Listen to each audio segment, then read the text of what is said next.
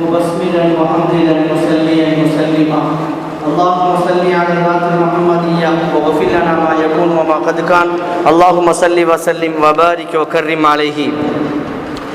முத்து முஹம்மது முத்துச்சுடரே முஸ்தபா எங்கள் கண்மணியே ஸல்லல்லாஹு அலைஹி வஸல்லம் அன்னவர்களே, மக்கத்து மலரே மதீனத்து நிலவே பாரினில் உதித்த முஹம்மது ரசூலே ஸல்லல்லாஹு அலைஹி வஸல்லம் அன்னவர்களே, அறிவின் கடலாம் அன்பின் வடிவாம் பொறுமை சிகரம் பூமா நபி கோனே ஸல்லல்லாஹு அலைஹி வஸல்லம் அவர்களே, நபியே நாயகமே தாங்கள் பிறந்ததினால் நாங்கள் பாக்கியம் பெற்றோம் இப்பூ உலகில்.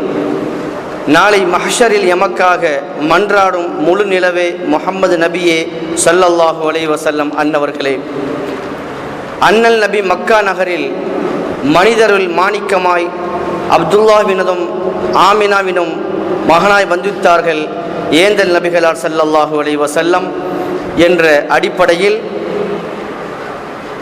முதல் வசந்தத்தின் உலமாவுகள் சொற்றொடர் வரிசையில் 4வது நாளாக இன்று நம்மவர்களுக்கு மத்தியில் உரை வழங்கும் ஆலிம் பெருந்தகை அவர்கள் இப்போது விஜயம் தந்திருக்கின்றார்கள். அந்த அடிப்படையில்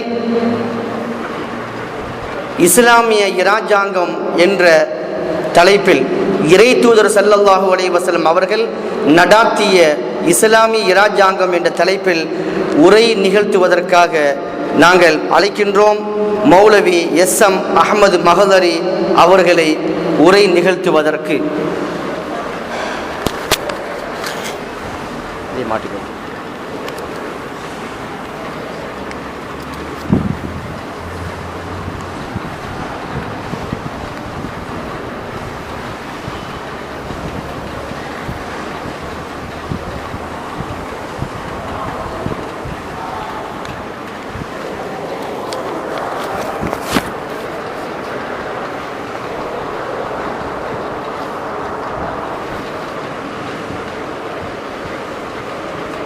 السلام عليكم ورحمة الله وبركاته.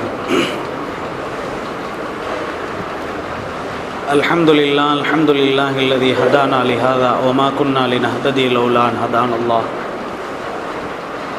والصلاة والسلام على رسول الله صلى الله عليه وسلم محمد بن عبد الله وعلى آله حزب الله وأصحابه جند الله.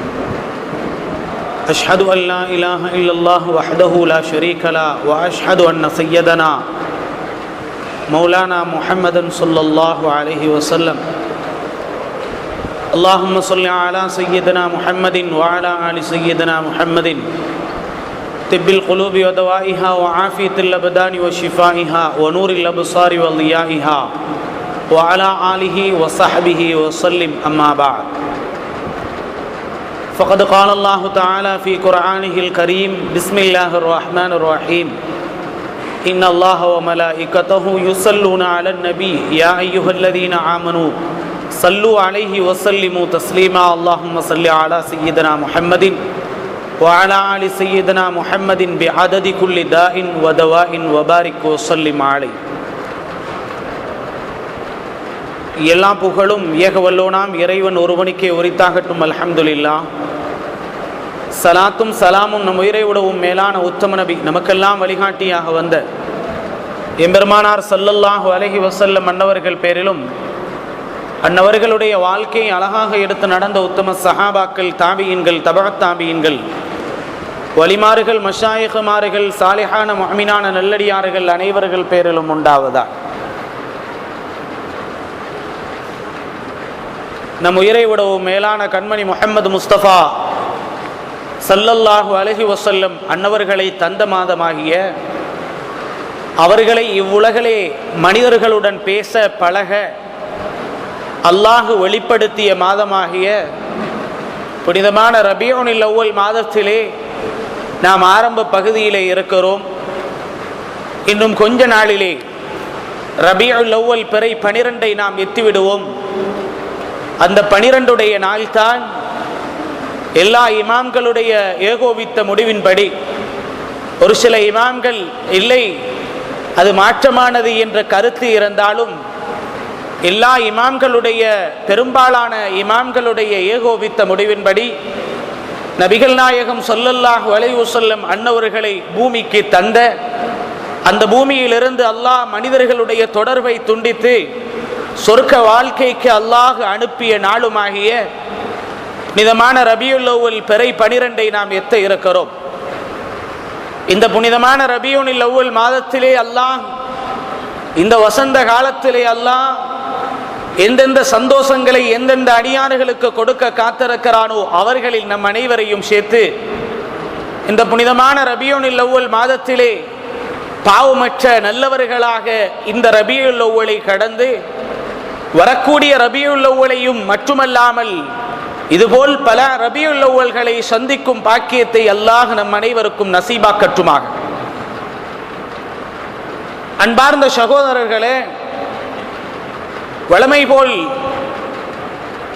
கொழும்பிலே இந்த பள்ளிவாசலிலே குத்துபு சைலான் அஷேக் சையீத் உஸ்மான் வலியுல்லா ரதியல்லாஹு அன்ஹு அவர்களுடைய கால் பாதத்துக்கு அருகாமையில் இங்கே அமைக்கப்பட்டுள்ள இந்த பள்ளிவாசலிலே நபிகள் நாயகம் ஸல்லல்லாஹு அலைஹி வஸல்லம் அன்னவர்களுடைய புனிதமான ரபியுல் அவ்வல் மாதம் வந்தால் ஒவ்வொரு இரவுகளிலும் வழமையாக பயான் நிகழ்ச்சிகள் நடைபெற்று வரும் வரிசையிலே இன்றைய நாள் அல்லாஹு சுப்ஹானஹு வ தஆலா என்னை சாட்டி இந்த இடத்திலே நபிகள் நாயகம் ஸல்லல்லாஹு அலைஹி வஸல்லம் அன்னவர்கள் காட்டிய அரசியல்,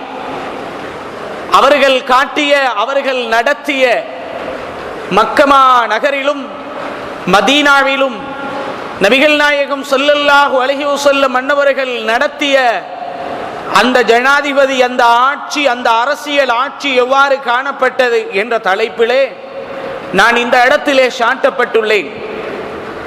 ஆக சொல்லக்கூடிய செய்திகளின் மூலமாக எங்களுக்கு எந்தெந்த பொறுப்புகள் தரப்பட்டுள்ளதோ அந்த பொறுப்புகளை நபிகள் நாயகம் ஸல்லல்லாஹு அலைஹி வஸல்லம் அன்னவர்கள் எவ்வாறு எடுத்து காட்டி நடந்து காட்டினார்களோ அதேபோல் நம் அனைவர்களுக்கும் அல்லாஹு சுப்ஹானஹு வ தஆலா பொறுப்புகள் தரப்படும் போது, ஆட்சி அதிகாரங்கள் தரப்படும் போது எம்பெருமானார் ஸல்லல்லாஹு அலைஹி வஸல்லம் அன்னவர்கள் காட்டி தந்த அந்த வழியிலே நடந்து செல்லும் பாக்கியத்தை அல்லாஹ் எனக்கும் உங்களுக்கும் தந்தரலட்டுமாக. நபிகள் நாயகம் ஸல்லல்லாஹு அலைஹி வஸல்லம் அன்னவர்களை அல்லாஹ் உலகத்துக்கு அனுப்பிய காரணங்களில் மிக முக்கியமான காரணங்களை இரண்டாக பிரித்து அல்லாஹ் குர்ஆனிலே சொல்லுகிறான். முதலாவது, அவர்களுக்கு அல்லாஹ் நபிகள் நாயகம் ஸல்லல்லாஹு அலைஹி வஸல்லம் அன்னவர்களை இந்த பூ உலகுக்கு ரசூலாக நபியாக அனுப்பிய காரணங்களை குறித்து அல்லாஹ் பேசும்போது முதலாவது சொல்லுவான், அவர்களை சுத்தப்படுத்த, தஸ்கியத்துப்படுத்த, அவர்களிடத்திலே இருக்கக்கூடிய தவறான வழிகள், பொறாமைகள், அதுபோலுள்ள குரோதங்கள், கெட்ட எண்ணங்கள், கெட்ட வழிபாடுகள் எல்லாவற்றையும் நீக்க என்று அல்லாஹ் ஒரு விடயத்திலே ஒரு தடவை சொல்லுவான். அதனை தொடர்ந்து அல்லாஹ் சொல்லுவான், குர்ஆனை ஓதி காட்ட மட்டுமல்ல, இஸ்லாமிய சட்டங்களை, இன்னும் ஒன்று ஞான செய்திகளை என்றும் அதற்கு தஃப்சீருடைய இமாம்கள் சொல்லுவார்கள். பெரும்பாலான தஃப்சீருடைய இமாம்கள் சட்டங்கள், இஸ்லாமிய கோர்வைகள், இஸ்லாமிய வழிபாடுகள் இவைகளை சொல்லிக் கொடுக்கவும் நபிகள் நாயகம் ஸல்லல்லாஹு அலைஹி வஸல்லம் அன்னவர்களை அல்லாஹ் அனுப்பியதாக அல்லாஹ் சொல்கிறான். முதலாவது விடயம் என்ன? அவர்களை சுத்தப்படுத்த வேண்டும். இரண்டாவது விடயம், மார்க்க சட்டங்களை அவர்களுக்கு சொல்லிக் கொடுக்க வேண்டும். அதனால் தான் சொல்லப்படுகிறது, எவர்கள் சுத்தப்படுத்தப்பட்டு சட்டம் சொல்லிக் கொடுக்கப்படுகிறார்களோ அவர்களிடத்திலே அந்த சட்டம் பதியும். சுத்தப்படுத்தாமல் மார்க்க சட்டம் சொல்லிக் கொடுக்கப்பட்டால் அந்த சட்டம் அவர்களிடத்தில் ஏளனமாக கருதப்படும். அதனால் தான் நபிகள் நாயகம் ஸல்லல்லாஹு அலைஹி வஸல்லம் அன்னவர்கள் தொழுகையாக இருக்கலாம், நோன்பாக இருக்கலாம், ஜகாத்தாக இருக்கலாம், ஹஜ்ஜாக இருக்கலாம், நபிகள் நாயகம் ஸல்லல்லாஹு அலைஹி வஸல்லம் அன்னவர்களுடைய கடைசி 20-23 வருடத்திலே தான் அதை சொன்னார்கள்.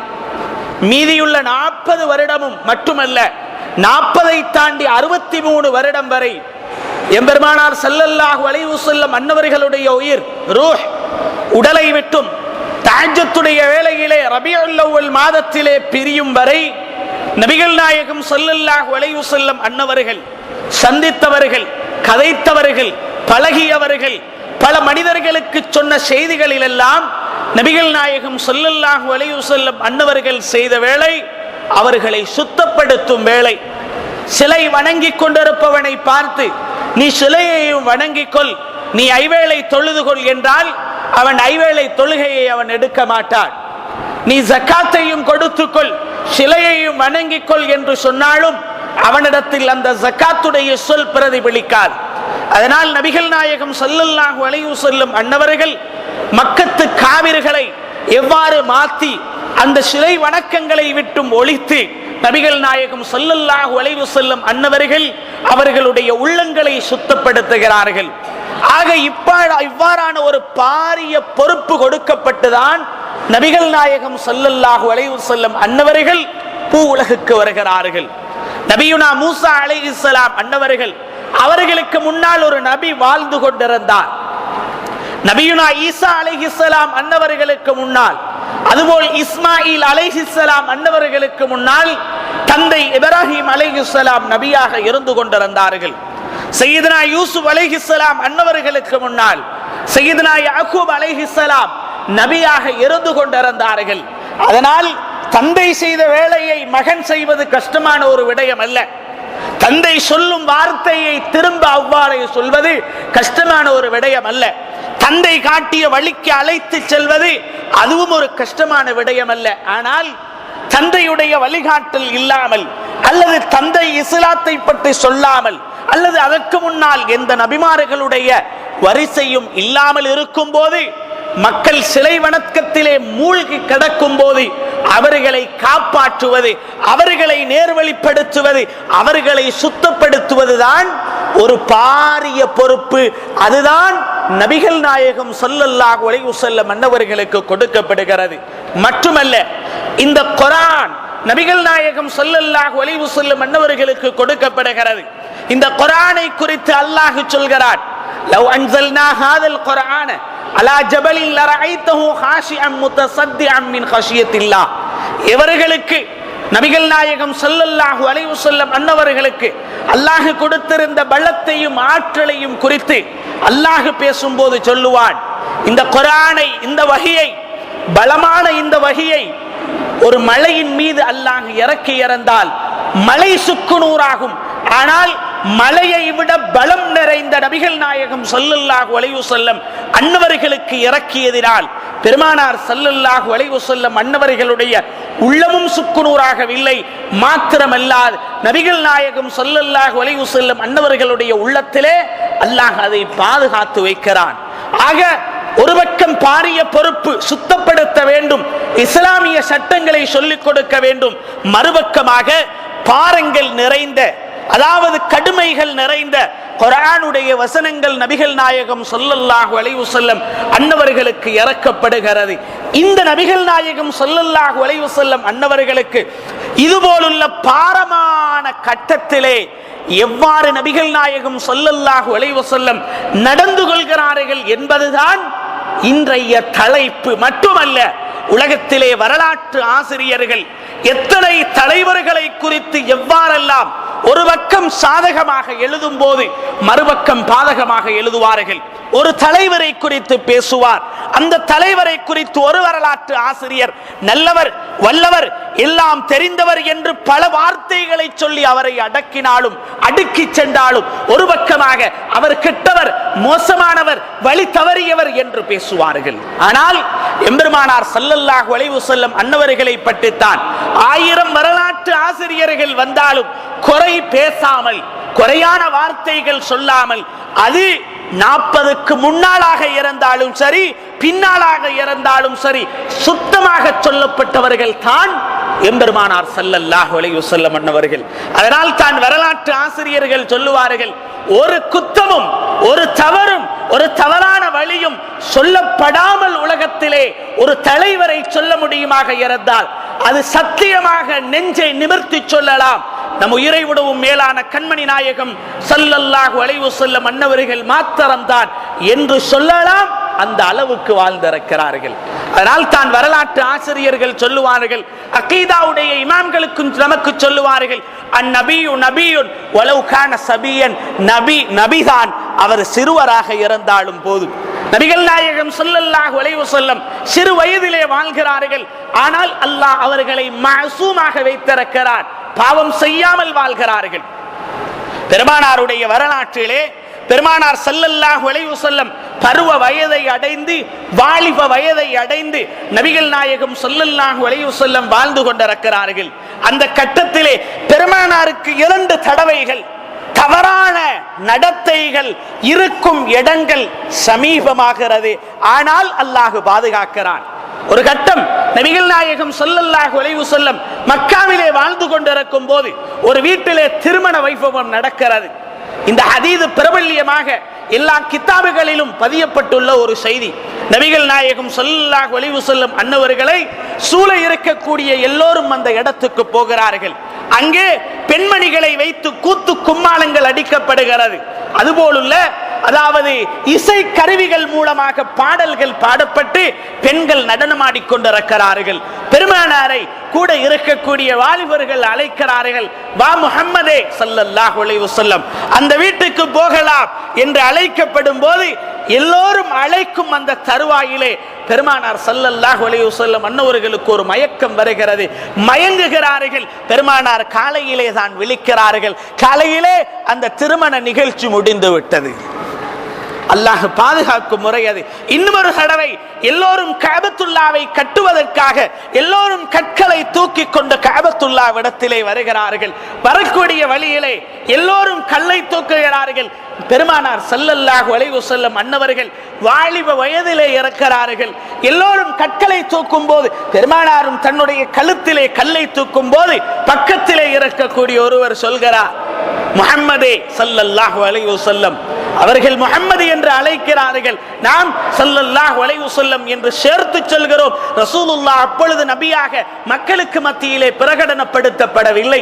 ஸல்லல்லாஹு அலைஹி வஸல்லம் அவர்களை பார்த்து சொல்கிறார்கள், முஹம்மதே உங்களுக்கு கஷ்டமாக இருக்கிறது, உங்கள் வேஷ்டியை களைந்து அதிலே கல்லை வைத்து தூக்கிக் கொள்ளுங்கள், லேசாக இருக்கும். பெருமானார் தன்னுடைய வேஷ்டியை களைந்திருந்தால் முட்டுக்காலுடைய பகுதி வெளியே தெரிந்திருக்கும். பெருமானார் ஸல்லல்லாஹு அலைஹி வஸல்லம் அன்னவர்களுக்கு ஒரு பெரிய மனிதர் சொல்லிக் கொடுக்கிறார்கள். பெருமானார் ஸல்லல்லாஹு அலைஹி வஸல்லம் அன்னவர்கள் தங்களுடைய கழுத்திலே இருக்கும் கல்லை கீழே வைக்கிறார்கள். அப்பொழுதும் அல்லாஹ் ஒரு தூக்கத்தை கொடுக்கிறான். பெருமானார் ஸல்லல்லாஹு அலைஹி வஸல்லம் அன்னவர்கள் விழித்து பார்க்கும் போது அத்தனை கற்களும் கஅபத்துல்லாவை நெருங்கி சென்று கொண்டிருக்கிறது. பெருமானாரை அல்லாஹ் அப்பொழுதும் தன்னுடைய வேஷ்டியை கழற்ற விடாமல் அல்லாஹ் பாதுகாத்தான். கல்லை தூக்கும் செய்தி என்ற செய்தி வரும்போது ஒரு செய்தி ஞாபகம் வருகிறது. இது இந்த செய்திக்கு உட்பட்டது அல்ல. நபிகள் நாயகம் ஸல்லல்லாஹு அலைஹி வஸல்லம் பண்ணவங்க மக்கால இருந்து மதீனாவுக்கு போய் குபால பள்ளியை கட்டிட்டு பெருமானார் ஸல்லல்லாஹு அலைஹி வஸல்லம் மஸ்ஜிது நபவியை உருவாக்க தயாராகுகிறார்கள். மஸ்ஜிது நபவி அது இருக்கும் காணி 2 அனாதைகளுக்குரியது. பெருமானார் ஸல்லல்லாஹு அலைஹி வஸல்லம் கேட்கிறார்கள், இது யாருடைய காணி என்று கேட்கப்படும் போது இது 2 அனாதைகளுக்குரியது என்று சொல்லப்படுகிறது. உடனே ஸல்லல்லாஹு அலைஹி வஸல்லம் அன்னவர்கள் சொல்கிறார்கள், அந்த 2 அனாதையும் கூப்பிட்டு விலை பேசுங்கள் என்றார்கள். அந்த 2 அனாதையும் சொன்னாங்க, யா ரசூலல்லாஹ் இது உங்களுக்கு ஹதியாவா தந்துட்டு எடுத்துவோங்க. ஸல்லல்லாஹு அலைஹி வஸல்லம் ஃபஅபா மறுத்தார்கள், வேண்டாம் என்றார். நீங்களே அனாதைகள், உங்களுடைய சொத்து வெறுமனே எங்களுக்கு வேண்டாம், விலையை சொல்லுங்கள் என்றார்கள். விலை சொல்ல மாட்டோம் என்றார்கள். உடனே அறிவாளிகள் பேசப்பட்டு இதனுடைய பெருமதி என்னவோ அது சொல்லப்பட்டு அந்த அனாதைகளுக்கு பணம் கொடுக்கப்படுகிறது. அதிலே ஒரு செய்தி, எல்லோரும் பெருமானார் ஸல்லல்லாஹு அலைஹி வஸல்லம் அன்னவர்களுடைய மஸ்ஜிது நபவியை கட்டுவதற்காக எல்லோரும் கற்களை தூக்கி கொண்டு வருகிறார்கள். பெருமானாரை யாரும் வேலை செய்ய விடாமல் பெருமானாரை தடுக்கிறார்கள். யா ரசூலல்லாஹ் நீங்க வேலை செய்ய வாடும். அந்த கட்டத்தில் ஒவ்வொருவரும் தங்களுடைய கழுத்திலே ஒவ்வொரு கற்களை தூக்கி கொண்டு வருகிறார்கள். சையதுனா அம்மார் இப்னு யாசிர் ரலியல்லாஹு அன்ஹு அவர்கள் மாத்திரம் 2 கற்களை தூக்கி கொண்டு வருகிறார்கள். கேட்கப்படுகிறது, எதற்கு 2கள்? எல்லோரும் ஒரு கல்லை தூக்குகிறார்கள். சொன்னார்கள், ஒரு கல் எனக்காக, இன்னும் ஒரு கல் பெருமானார் ஸல்லல்லாஹு அலைஹி வஸல்லம் அன்னவர்களுக்காக என்று சொல்கிறார்கள். அவர்கள் அந்த கட்டத்தில் கூட பெருமானார் ஸல்லல்லாஹு அலைஹி வஸல்லம் அன்னவர்களுடைய பங்கை தன்னால் அவர்கள் செய்து கொள்கிறார்கள். அது செய்தி அல்ல, மக்காவுக்குள்ளே வாருங்கள். நபிகள் நாயகம் ஸல்லல்லாஹு அலைஹி வஸல்லம் அன்னவர்கள் சிறு பிராயத்திலே ஸல்லல்லாஹு அலைஹி வஸல்லம் அன்னவர்களை அல்லாஹ் பாதுகாக்கிறான். ஏன்?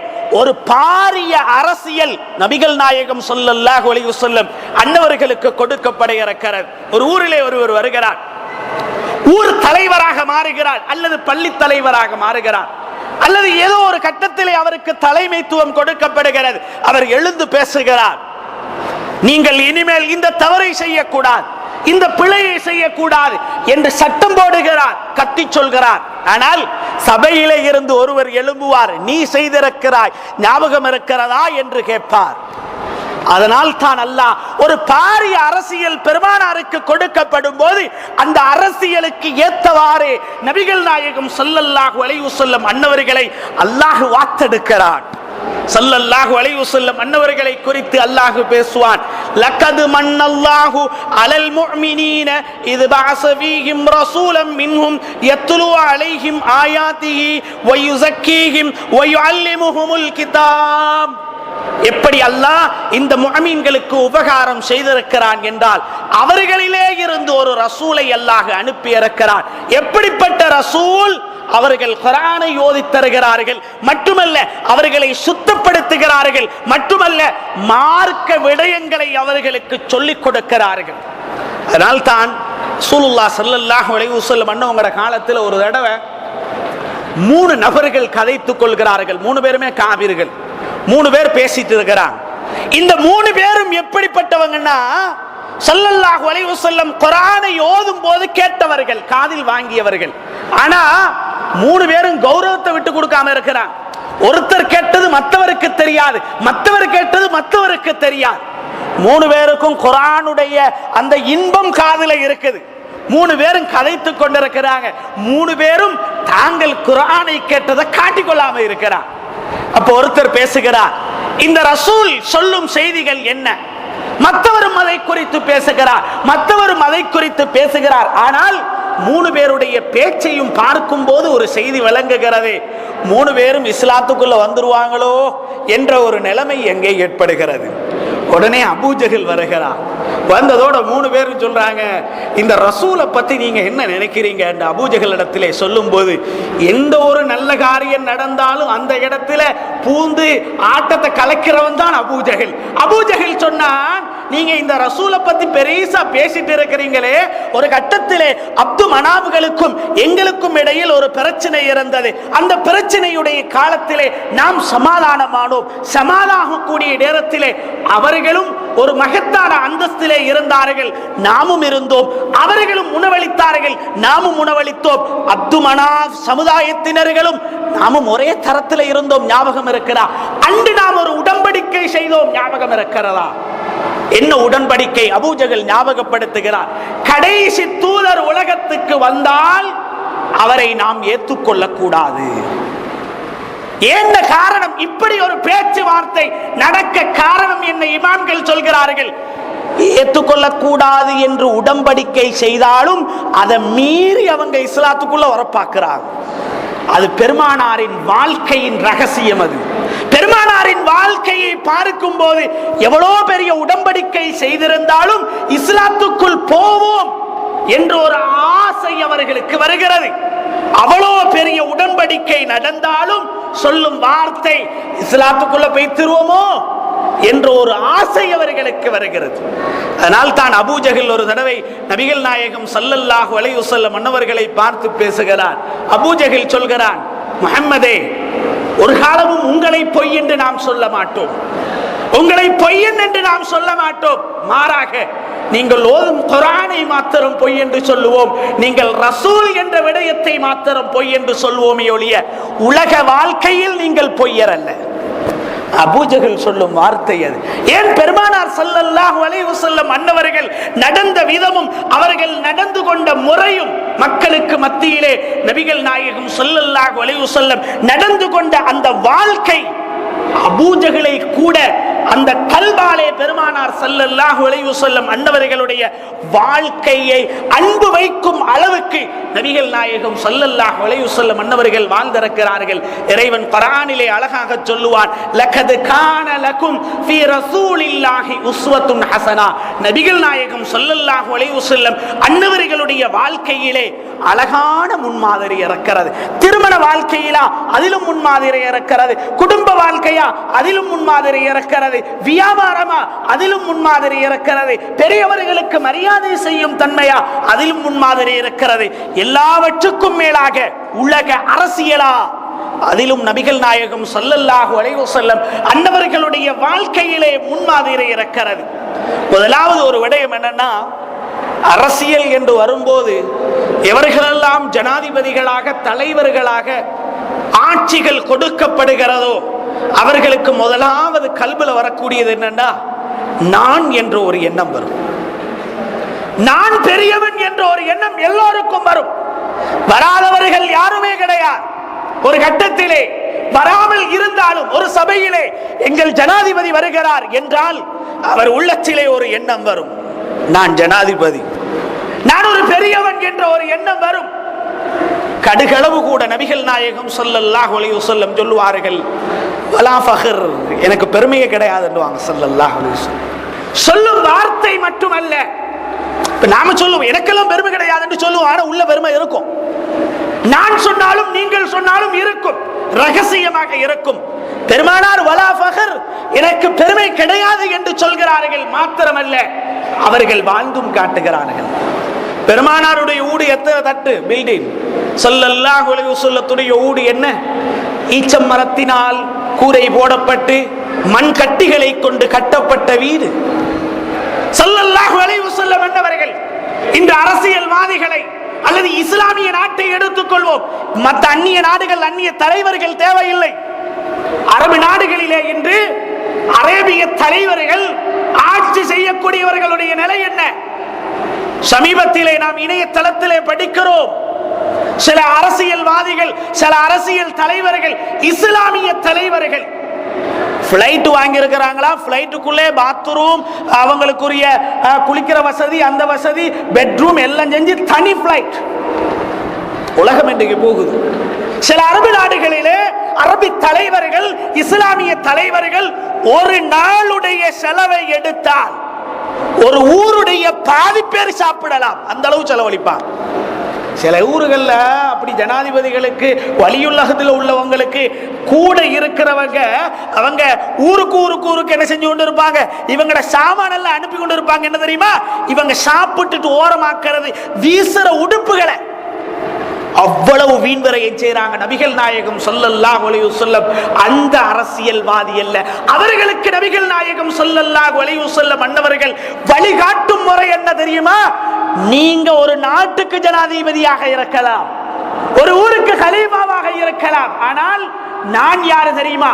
முழு உலகத்துக்கும் ஜனாதிபதி. ஸல்லல்லாஹு அலைஹி வஸல்லம் தரையில படுக்கிறாங்க. ஒரு தடவை சையதுனா உமர் இப்னுல் கத்தாப் ரலியல்லாஹு அன்ஹு வந்து பார்க்கறாங்க, ரசூலுல்லாஹ் தரையில தூக்கம்.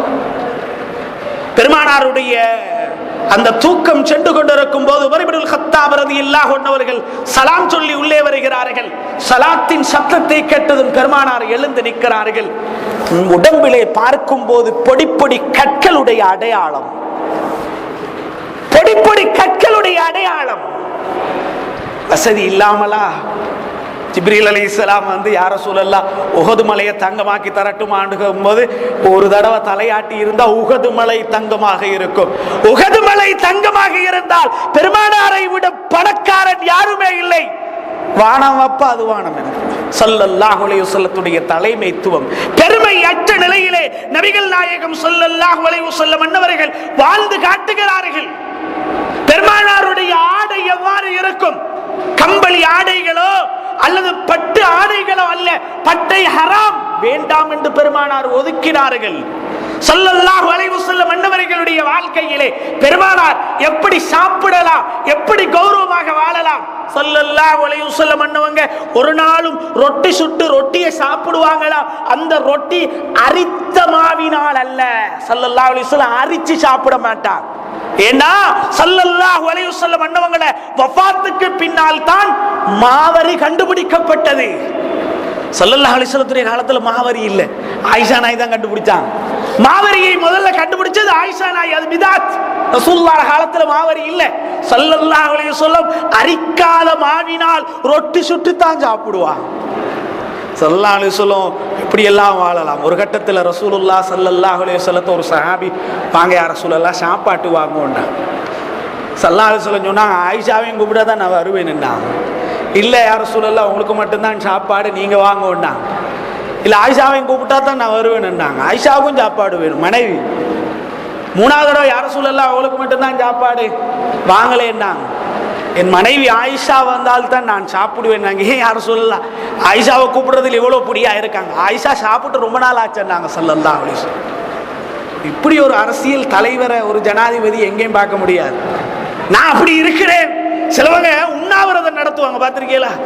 உண்ணாவிரதம் நடத்துவாங்க, இரவெல்லாம் ஃபுல்லா 4-5 நாள் உண்ணாவிரதத்தில் இருப்பாங்க. ஆனால் உள்ள போய் நல்லா சாப்பிட்டு வந்துருவாங்க. ஸல்லல்லாஹு அலைஹி வஸல்லம் தங்களுடைய வாழ்க்கையிலே உண்ணாவிரதம் இருந்ததெல்லாம் இந்த உம்மத்துக்காக. பெருமானார் ஸல்லல்லாஹு அலைஹி வஸல்லம் சாப்பிடாமல் தன்னுடைய வயிற்றை பட்டினியாக போட்டு தியாகம் செய்ததெல்லாம் மக்களுக்காக, உம்மத்துக்காக. ஸல்லல்லாஹு அலைஹி வஸல்லத்துடைய அரசியல் இருக்கு தெரியுமா? அதை எடுத்து எத்தனையோ வரலாற்று ஆசிரியர்கள் பல புத்தகங்கள் எழுதி இருக்கிறார். ஸல்லல்லாஹு அலைஹி வஸல்லம் முதலாவது விரும்பினது என்ன தெரியுமா?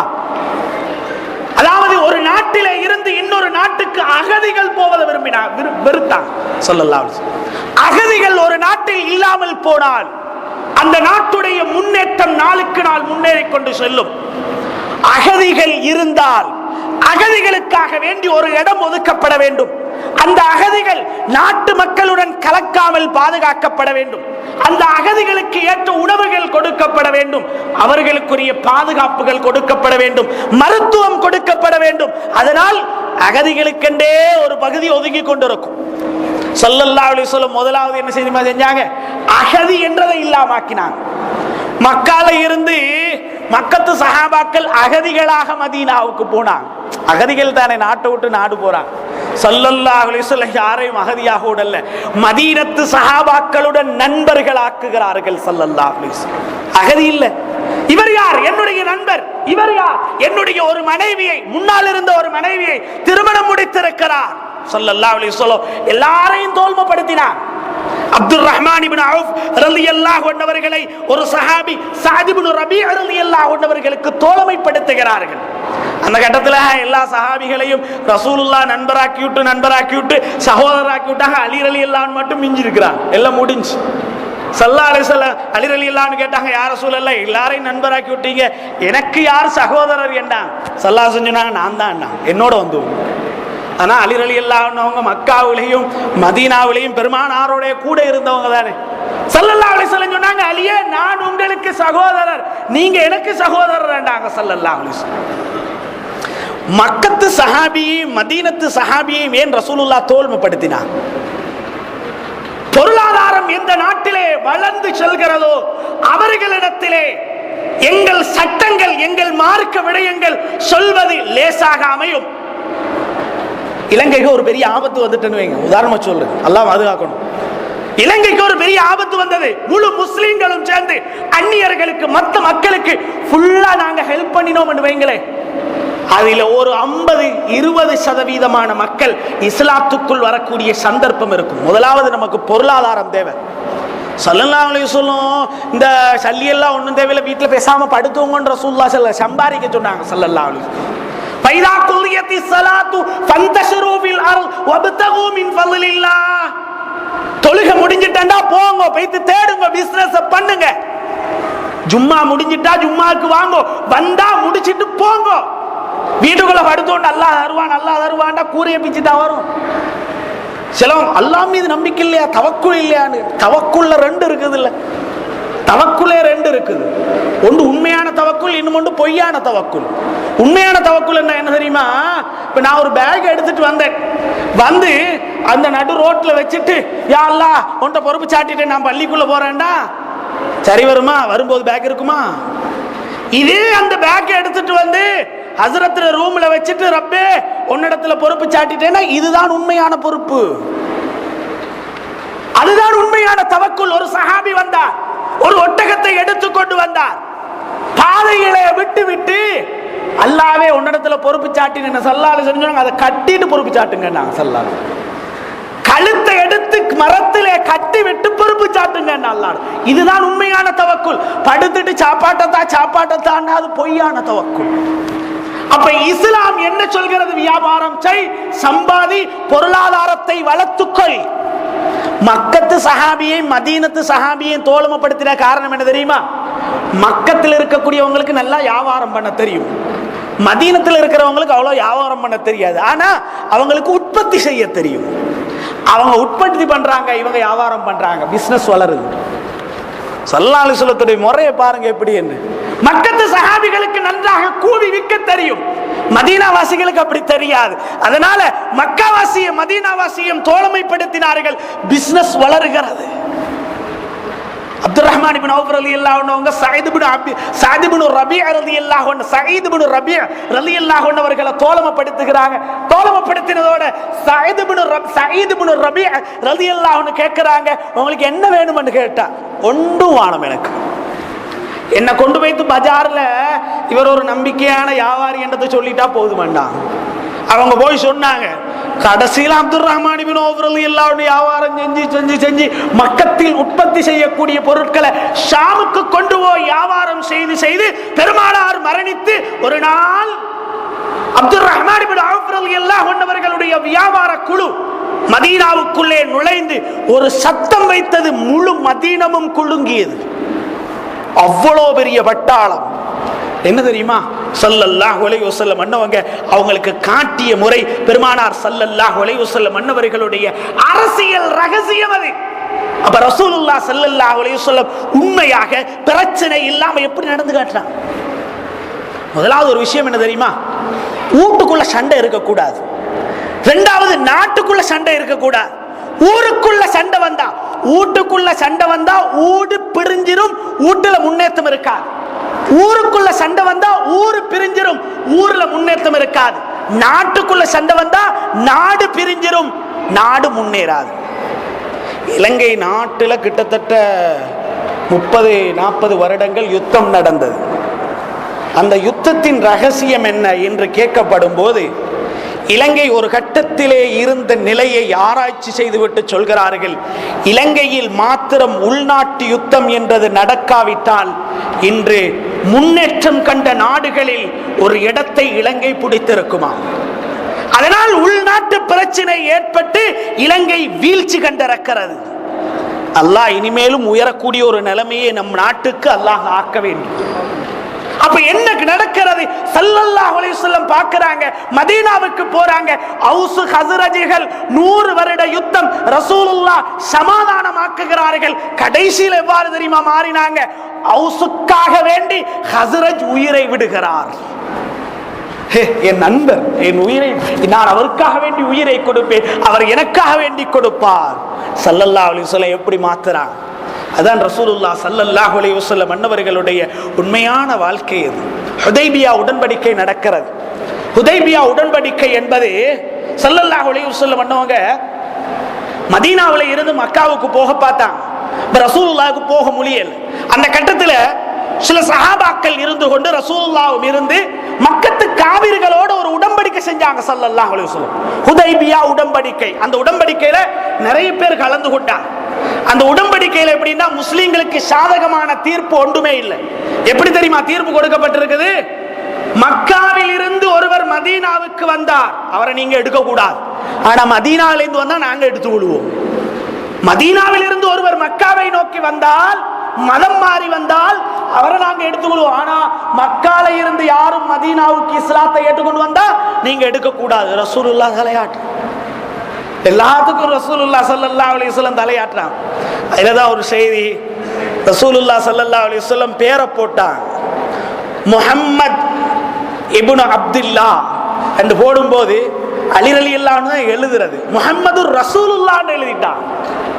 முஹம்மது ரசூலுல்லாஹ். அவங்க சொன்னாங்க, ரசூலுல்லாஹ்னு ஏத்துக்கிட்டா பிரச்சனை இல்லையே, நாங்க ரசூலை நாங்க ஏத்துக்கொள்ளலையே, அப்ப எப்படி ரசூலுல்லாஹ்னு போட முடியும்? ஸல்லல்லாஹு அலைஹி வஸல்லம் சொன்னாங்க, அலியே அதை அழிச்சு போடுங்கோண்டா. யார ரசூலல்லாஹ் எனக்கு என்ன வேணாலும் சொல்லுங்க, என் கையால் அதை நான் அழிக்க மாட்டேன். ரசூலுல்லாஹ் என்ற வார்த்தையை என் கையால் அழிக்க முடியாது என்றார்கள். அந்த உடன்படிக்கை நடக்கும் போது ஸல்லல்லாஹு அலைஹி வஸல்லம் அவன் என்னத்தை சொல்றானோ அதுக்கு தலையாட்டுறாங்க. அப்படி செய்யுமா, ரைட், இப்படி செய்யுமா, ரைட். அவங்க சாதகமா எல்லா தீர்ப்பையும் கொடுக்கறாங்க.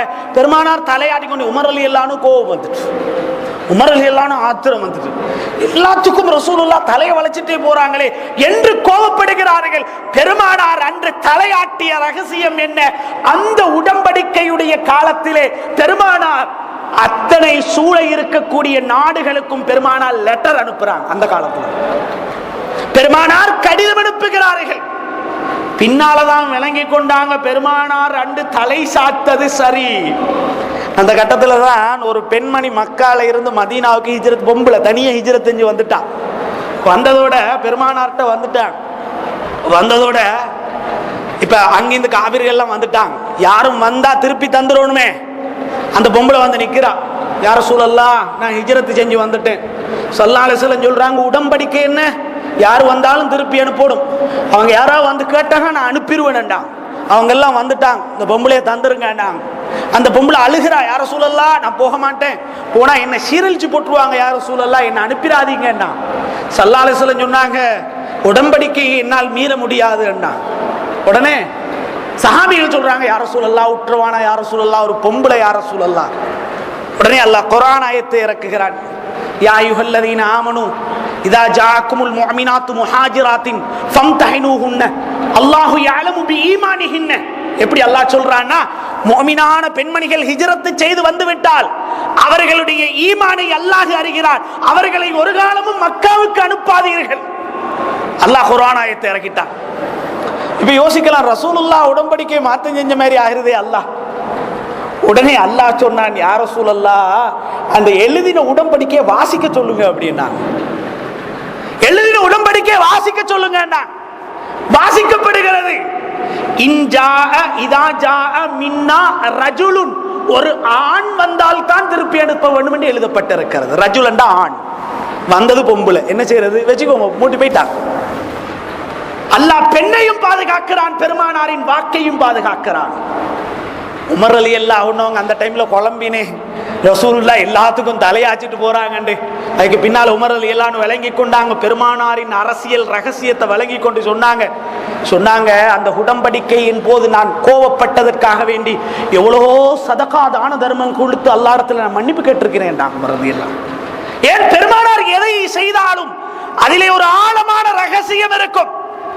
அதனாலதான் உமர் இப்னுல் கத்தாப் ரலியல்லாஹு அன்ஹு அவர்கள் அவ்வாறு மன்னிப்பு கேட்கிறார்கள். அல்லாஹ்விடத்திலே மன்றாடி, யா அல்லாஹ் நான் பெருமானாரை பத்தி கோவப்பட்டுட்டேன் மன்னிப்பு கேட்டா. மட்டுமல்ல சதகாதானம் எல்லாம் கொடுத்தான். அப்போ ஒரு அரசியல் தலைவர் எவ்வாறு இருக்க வேண்டும், பெருமானார் அதற்கு அழகான முறையில வாழ்ந்து காட்டினார். மெயினா இன்னும் ஒரு விஷயம் இருக்குது, நீதமா இருக்கணும் அரசியல் தலைவர்கள். இன்றைக்கு நீதம் இழந்ததுதான் பிரச்சனை.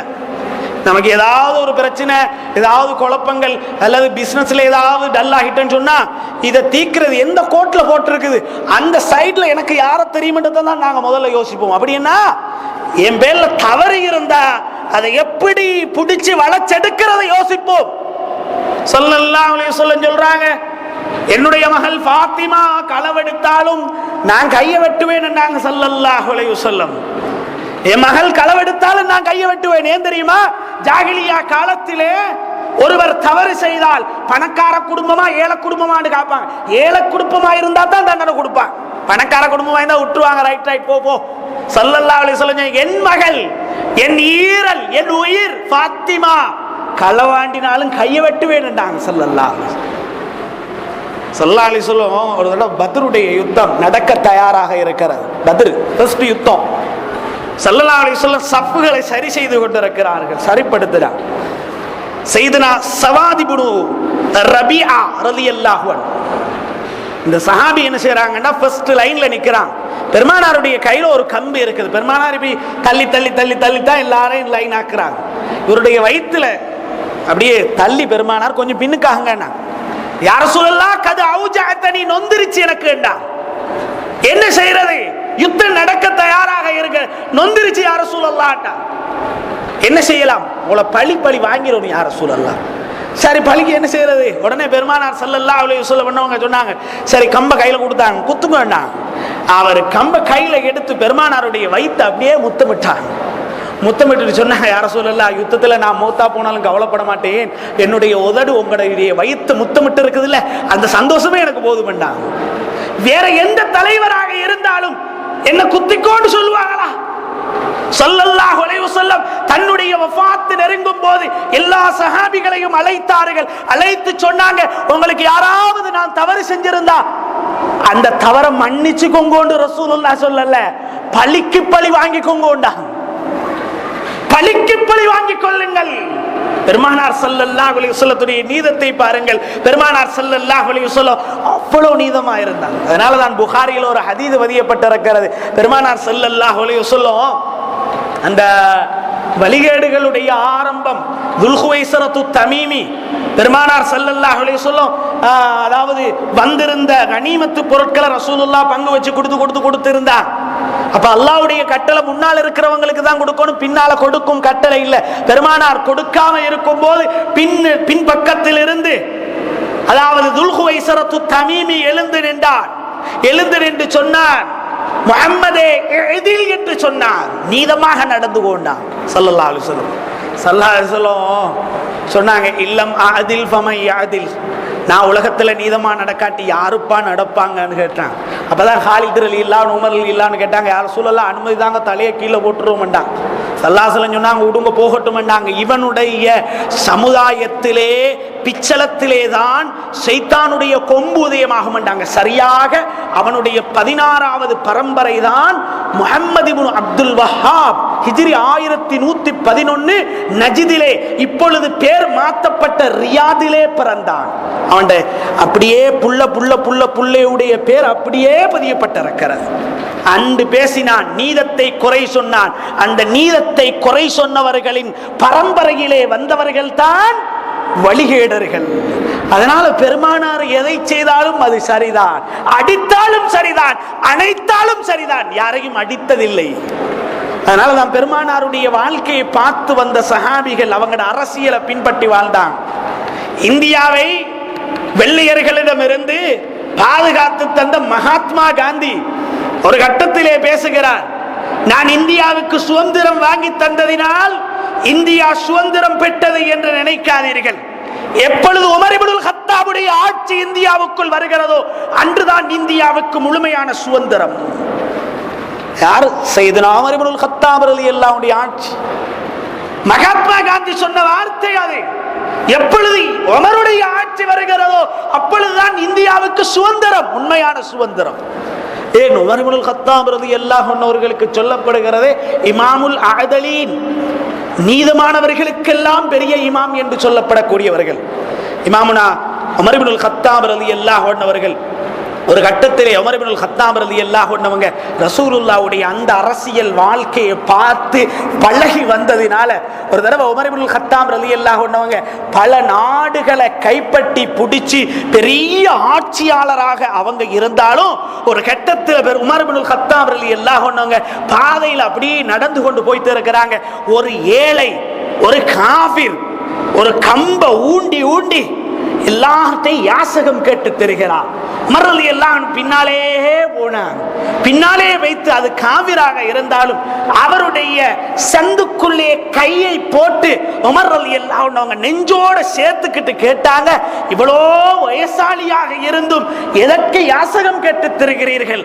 சொன்னார்கள், நான் ஒரு காவிர், நான் இந்த நாட்டுக்குள்ளே முஸ்லிம்களுக்கு கப்பம் கட்டி வாழ்கிறேன், அதனால எனக்கு பிச்சை எடுத்து யாசகம் கேட்டா தான் கப்பம் கட்ட முடியுமாண்டாங்க. உமர் எல்லாம் கோபம் வந்துருச்சு. நேர போனாங்க, பொறுப்புகள் கொடுக்கப்பட்டவர்கள் இடத்திலே போய் சையதுனா உமர் இப்னுல் கத்தாப் ரலியல்லாஹு அன்ஹு அவங்க சத்தமாக பேசினாங்க, இவருக்கு யார் யாசகம், இவரிடத்தில் யார் அதாவது கப்பம் கேட்டது என்று உமர் இப்னுல் கத்தாப் ரலியல்லாஹு அன்ஹு அவர்கள் அதாவது ஆக்ரோஷமாக பேசுகிறார்கள். காரணம் என்ன? பெருமானார் ஸல்லல்லாஹு அலைஹி வஸல்லம் அன்னவர்களுடைய அந்த அரசியல் வாழ்க்கையை பார்த்து வளர்ந்தவர்கள் தான், ஆட்சி செய்தவர்கள் தான் சையதுனா உமர் இப்னுல் கத்தாப் ரலியல்லாஹு அன்ஹு. அதனால தான் உமர் ரலியல்லாஹு அன்ஹுவோட வயித்துல விஷக்கத்தியால ஒருவன் குத்தினான். உமர் ரலியல்லாஹு அன்ஹு 2 நாள் படுக்கையிலே இருந்தார். கடைசியாக உமர் இப்னுல் கத்தாப் ரலியல்லாஹு அன்ஹு அவர்களுக்கு தன்னுடைய உயிர் போகும் என்ற நிலை அவர்களுக்கு அறிய வரும்போது எல்லாரையும் கூப்பிட்டு உபதேசம் பண்ணினாங்க. உமர் ரலியல்லாஹு சொன்னாங்க, அடுத்த கலீஃபாவை நீங்கள் தேர்ந்தெடுக்க வேண்டும், நான் யாரையும் நியமிக்க மாட்டேன் என்று சொல்லிவிட்டு சொன்னார்கள், உங்களுக்குள்ளே ஒரு கூட்டத்தை உருவாக்கி கொள்ளுங்கள், அந்த கூட்டத்திலே என்னுடைய மகன் அப்துல்லாஹ் இப்னு உமரை சேர்த்துக் கொள்ளுங்கள், அவர் அறிவாளி. சொல்லிட்டு சொன்னாங்க, உமர் ரலியல்லாஹு அன்ஹு கடைசி வார்த்தையாக சொல்றாங்க, ஒரு காலமும் என் மகனுக்கு தலைமைத்துவத்தை கொடுத்துறாதீங்க, என் மகனுக்கு கொடுக்காதீர்கள்.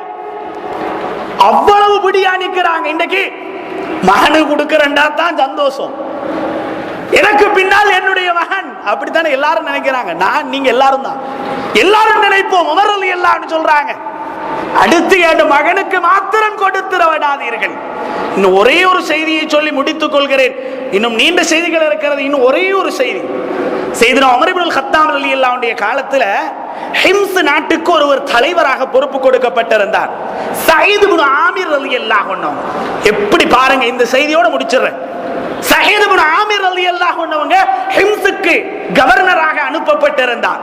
உமர் ரலியல்லாஹு அன்ஹு எந்த நாட்டுக்கு கவர்னர் அனுப்பினாலும் அவங்கள்ட்ட போய் கேட்பாங்க, கவர்னர் எப்படி இருக்கிறாரு, தலைவர் எப்படி இருக்கிறாருன்னு கேள்வி கேட்பாங்க. ஒரு நாள் ஹிம்ஸுக்கு உமர் ரலியல்லாஹு அன்ஹு போறாங்க, போய் கேட்கிறாங்க, நான் உங்களோட ஊருக்கு ஒரு ஜனாதிபதி அனுப்பி இருக்கிறேன், அவர் எப்படி இருக்கிறாருன்னு கேட்டாங்க. சொன்னாங்க, நல்லவர் தான், ஆனா அவர்கிட்ட 4 பிழை இருக்குது. சொல்லுங்க உமர் ரலியல்லாஹு அன்ஹு. உடனே சொன்னார்கள், முதலாவது, இவர் வேலைக்கு வரும்போது, ஆட்சியிலே வந்து அமரும் போது பகல் நேரமாக காலையிலே அவர் வரமாற்றிருக்கிறார், முதல் தவறு. இரண்டாவதாக, இரவில் ஒரு நாளும் இவர் எங்களை பார்க்க வந்ததே இல்லை. மூன்றாவதாக, மாதத்தில் ஒரு நாள் அவர் லீவ் எடுக்கிறார், வரவே மாட்டிருக்கிறார். நாலாவதாக, திடீரென்று அவருக்கு மயக்கம் வருகிறது.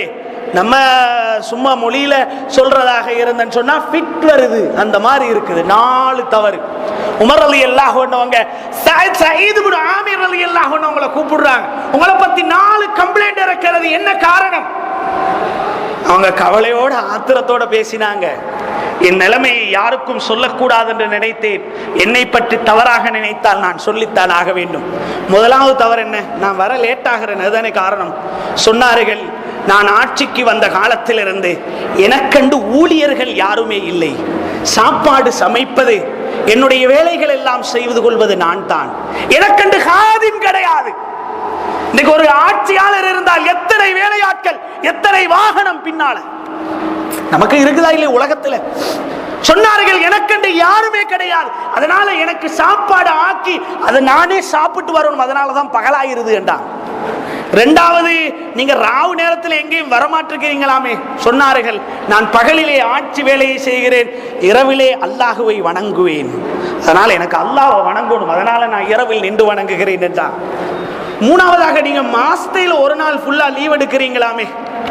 சொன்ன வார்த்தையை பாருங்க, அப்படியே என்ன வார்த்தை பாருங்க. சொன்னாங்க, எனக்கு இருக்கிறது ஒரே ஒரு உடுப்பு தான், அந்த உடுப்பை நான் மாதத்தில் ஒரு நாள் துவைப்பேன், கழுகுவேன், அதை கழுகி காய போட்டு அது காஞ்ச பிறகுதான் நான் போட்டு வர முடியுமென்றாங்க.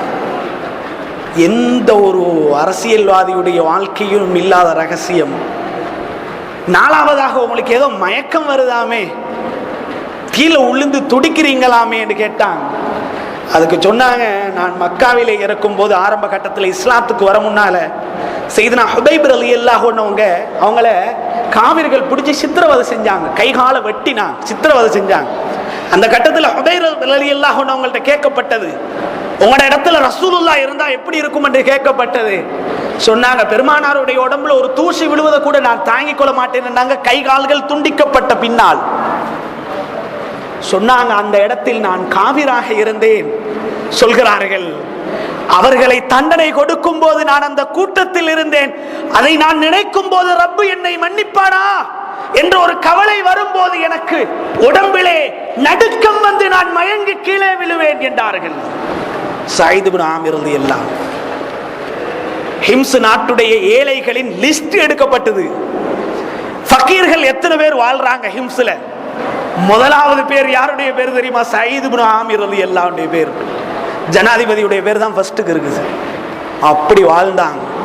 அதுதான் பெருமானாரின் உண்மையான அரசியலை பார்த்து வளர்ந்த சஹாபாக்கள். அதனால் அரசியலாக இருக்கலாம், எத்தனை விஷயமாக இருக்கலாம், எம்பெருமானார் ஸல்லல்லாஹு அலைஹி வஸல்லம் மன்னவர்களுடைய முன்மாதிரிக்கு முன்னால் யாருமே முந்த முடியாது. அவ்வளவு ஒரு அழகான அரசியலை காட்டி தந்த என் உயிரை விடவும் மேலான கண்மணி முஹம்மது முஸ்தபா ஸல்லல்லாஹு அலைஹி வஸல்லம் மன்னவர்களை அணுவணுவாக பின்பற்றும் பாக்கியத்தை அல்லாஹ் நம் அனைவருக்கும் தந்தருள்வானாக. ரஹ்மானே யா அல்லாஹ் நம் அனைவரையும் கபூல் செய்தருள்வாயாக, ஏற்றுக்கொள்வாயாக. அன்னலாரின் அன்பை எங்களுக்கும் எங்கள் பிள்ளைகளுக்கும் எங்கள் பெற்றோர்களுக்கும் குடும்பத்தார்களுக்கும் பூரா முஸ்லிம்களுக்கும் கொடுத்தருள்வாயாக. மரணிக்கும் போது லா இலாஹ இல்லல்லாஹ் முஹம்மது ரசூலுல்லாஹ் என்ற திருக்கலிமாவை மொழிந்தவர்களாக நம் உயிரையோடு மேலான கண்மணி முஹம்மது முஸ்தபா ஸல்லல்லாஹு அலைஹி வஸல்லம் அன்னவர்களுடைய திருமுகத்தை பார்த்த வண்ணம் எங்கள் ரூஹுகளுக்கு முடிவு சொல்வாயாக. ஸல்லல்லாஹு வஸல்லம் அலா கைர் ஹல்கிஹி சய்யிதுனா முஹம்மதின் வ ஆலிஹி வ ஸஹ்பிஹி அஜ்மஈன் வல்ஹம்துலில்லாஹி ரப்பில் ஆலமீன். வஸ்ஸலாமு அலைக்கும் வ ரஹ்மத்துல்லாஹி வ பரகாத்துஹு.